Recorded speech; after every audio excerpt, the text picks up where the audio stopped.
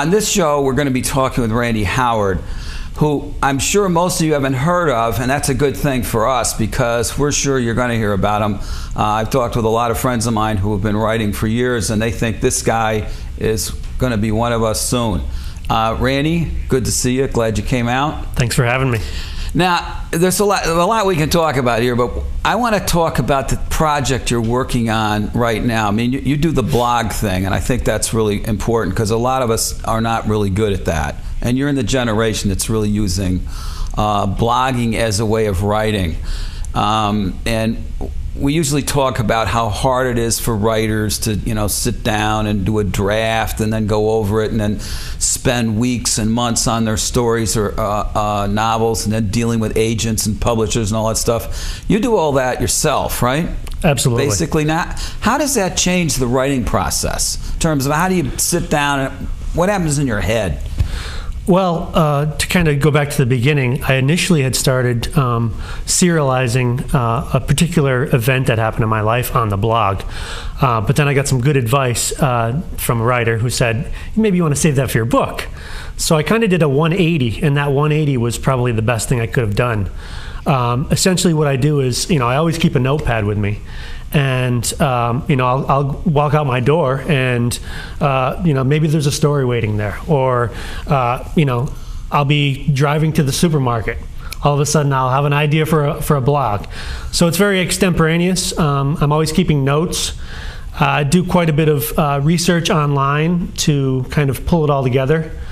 But I typically don't think more than a couple days ahead of time in terms of what I want to write about. I mean, you write your blog daily, right? Isn't that what a blog is? Well, it depends. I mean, there are people who blog once a month. There are people who blog whenever they feel like it. For me personally, I found that writing Monday, Wednesday, Friday at 9 a.m. really held my feet to the fire. In other words, that was the thing that was going to make me write. Wow. And I'm going to continue that until, maybe something else occurs in terms of my writing schedule or whatever the needs may be. So there's two questions here that I'm curious about. One is, where did you get this discipline? I know you've done some journalism and worked at jobs where you had to show up and produce all day. The other one is, where do you get the ideas? I mean, what if you sit down at 9 o'clock on a Wednesday and you don't know what you're going to do? Yeah, well, I guess, the ideas, I mean, like I say, they just kind of happened. For example, I was in Hannaford the other day, and I happened to see one of those hover-rounds. And I'm thinking, okay, I'm an able-bodied person. I could walk around and do my shopping. But I think there would be an interesting story or an interesting blog if I got in the hover-round and did my shopping from that perspective. You're kidding. Just to see what it would be like. So it's that kind of spirit. It's always asking the question, what if? Or maybe taking some previously accepted belief about something, turning it upside down and shaking it, and saying, hey, maybe it's not the way you think it is. And that idea would come to you because you force yourself to sit there and come up with it? Or no, it's not. You've thought of it? It's not like I usually just sit there and think, gee, what can I blog about today? You're already there. It's very random. It's for example, like I read a book about masculine role models and like prototypes, and then I just used several quotes from that resonate with me. Now, typically, what you'd see in a book review is not typically done like that. It's this is what the book's about. This is the theme. This is what the author tries to accomplish. I basically said, no, that's not how I'm going to do a book review. I'm going to put what I want to put in the blog about this book, and just defy the traditional way of doing things. And it works for me. It's essentially what I need to get out of that is what I'm using in my blog. So do you sense that you're creating a new style that would be called Randyism or Howardism, or like Peter Elbow for years has been a great authority on how you jumpstart writing, and Donald Murray and all these people. So where do you see yourself fitting in as a writer? Like who are your mentors, and then where are you going to jump to with that? Well, I think, we've talked about this before. There's some Henry Miller in there. There's some Hunter Thompson. There's definitely a risk-taking element to my writing, and I think that comes from just the desire to be truthful, whatever that means, or to be honest, to the extent that you can be honest with yourself, and to the extent that you want to show the world who you are. So ultimately, I guess what is the driving force is this quest for identity.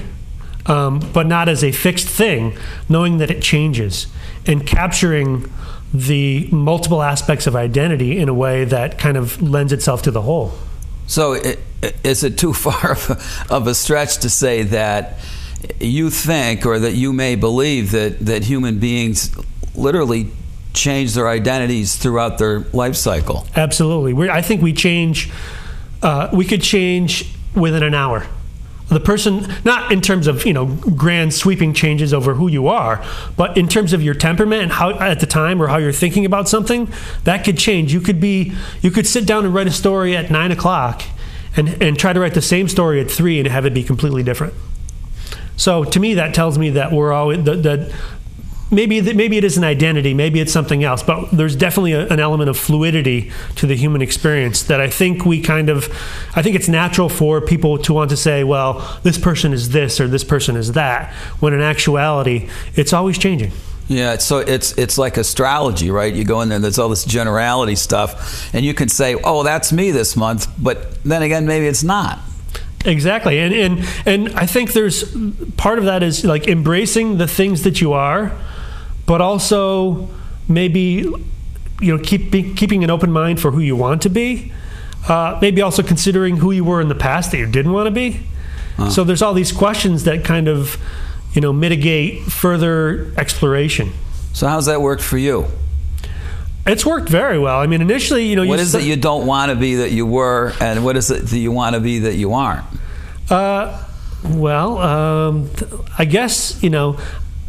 I guess that somehow relates to what you do for a living. Is that a veiled question about what I'm doing for employment? No, nothing about a concrete thing like your job. Mm-hmm. It's like, really, what's in your head? What's your self-image? You get up in the morning, you look in the mirror, and what do you think about yourself? Mm-hmm. Or when that little voice says, I'm really sick of myself right now.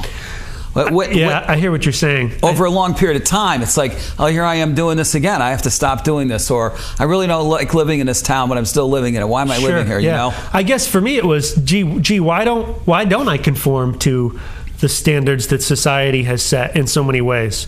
That was the initial question. Why don't I, have a steady 40 hours a week job, or not that I haven't had that in the past. Well, you've tried a lot of those, right? I've taught 8th grade English. I've worked in marketing and PR.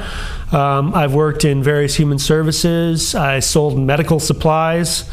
I've done a lot of different things, and I've tried on different hats, but it all leads me back to this one point, which is communication through writing.